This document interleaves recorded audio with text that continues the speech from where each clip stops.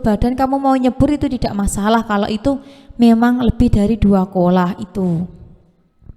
Itu untuk yang kedua. Yang selanjutnya, asalisu utawi kang kaping telu iku alma'u banyu almustakhraju kang amrih den toake min nabail aradi saking cukulane bumi bi asrin kelawan dalan meres au tabkhin utawa masak au nahwihi utawa sepadane asrin au tabkhin kama ilwarrodi kaya banyu mawar wa ma inna rojili lan kaya banyu klopo.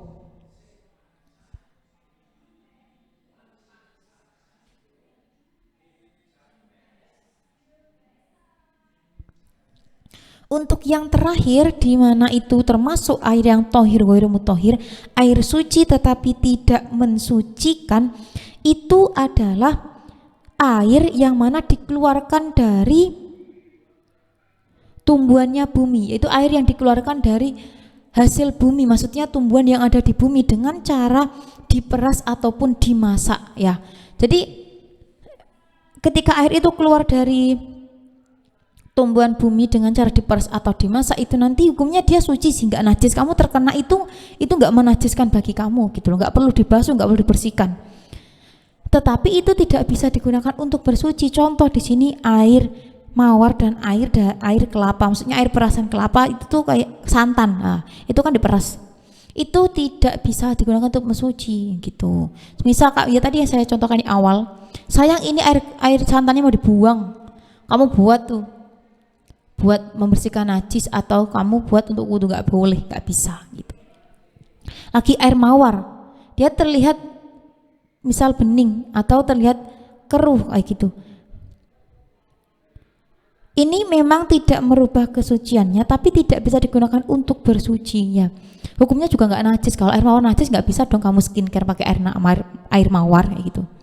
Jadi air mawar tuh nggak boleh. Kenapa air mawar nggak boleh? Air mawar itu caranya dimasak kayak gitu. Ya, kan di sini diterangkan ketika air itu dikeluarkan dari tumbuhan yang ada di bumi dengan cara diperas atau dimasak, maka air itu hukumnya suci tetapi tidak bisa mensucikan, yaitu contohnya air mawar sama air kelapa. Air kelapa tuh ya santan diperas. Kalau air mawar itu dimasak ya.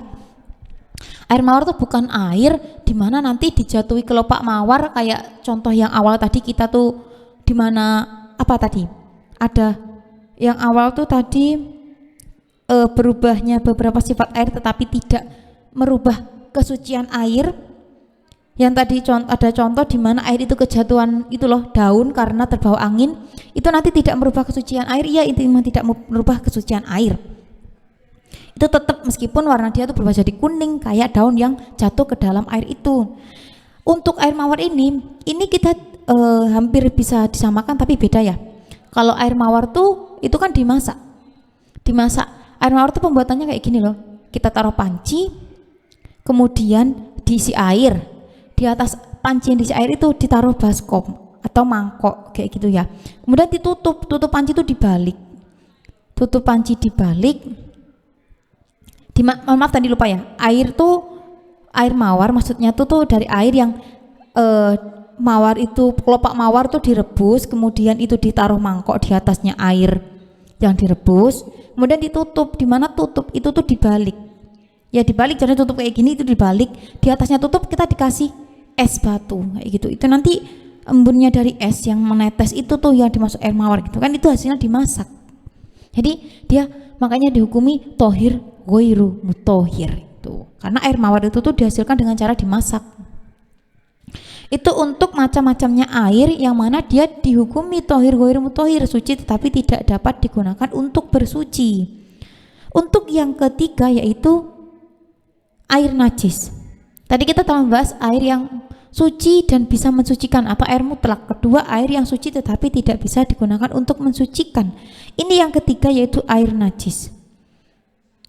Al-ma'u utawi banyu al-mutanajjisu kang kena najis iku nau'ani ana rong werna.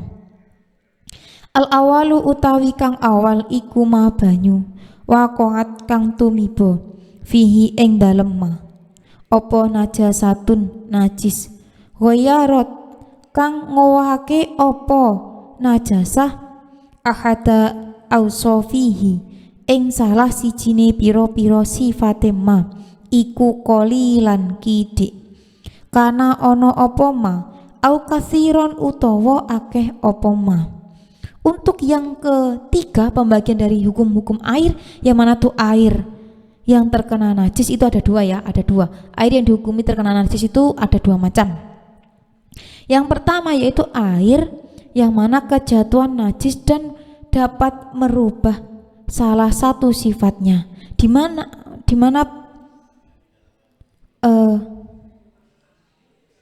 mana adanya air itu sedikit ataupun banyak. Jadi ketika nanti ada air tuh, contoh nih, ada air 2 kolah lebih, misal kolam gede kayak gitu, itu kejatuhan najis bangkai ayam misal, itu bisa merubah warna kolam, warna air maksudnya warna kolam, warna air menjadi warna merah atau warna kuning keruh hitam karena adanya bangkai ayam ini.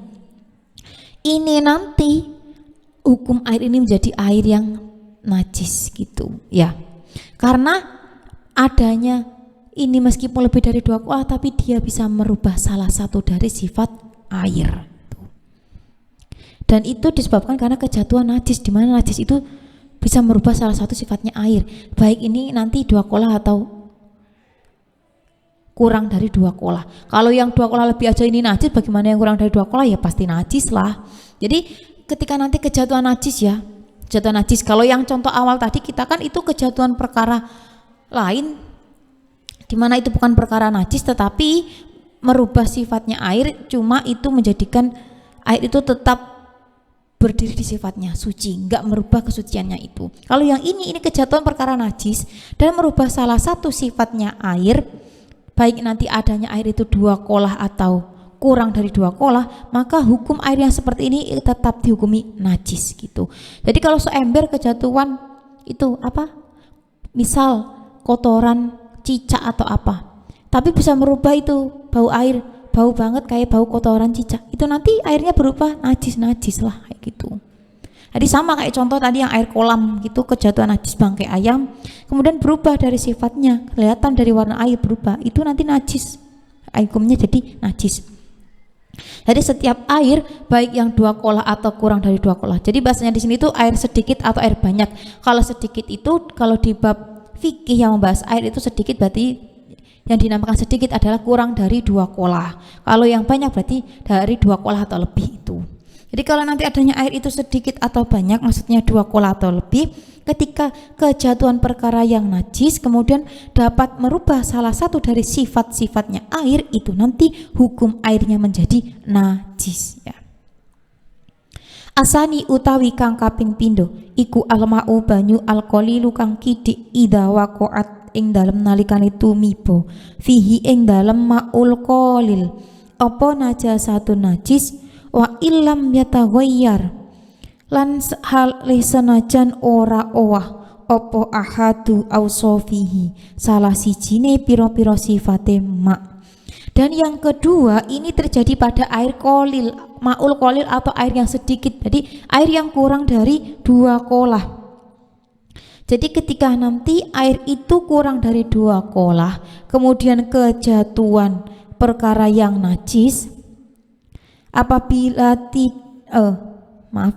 kejatuhan perkara yang najis meskipun nanti tidak merubah salah satu dari sifat air, ini hukumnya tetap najis. Tadi kan kalau contoh saya kan air seember kejatuhan itu kotoran cicak, kemudian dapat merubah bau air sendiri atau rasa air, itu nanti hukumnya najis lah. Nah itu untuk contoh yang pertama tadi kan baik adanya air itu banyak ataupun sedikit. Nah kalau yang ini nanti untuk air sedikit yang kejatuhan perkara najis, itu nanti meskipun tidak berubah sama sekali sifatnya air, itu tetap dihukumi najis. Contoh itu tadi air ember.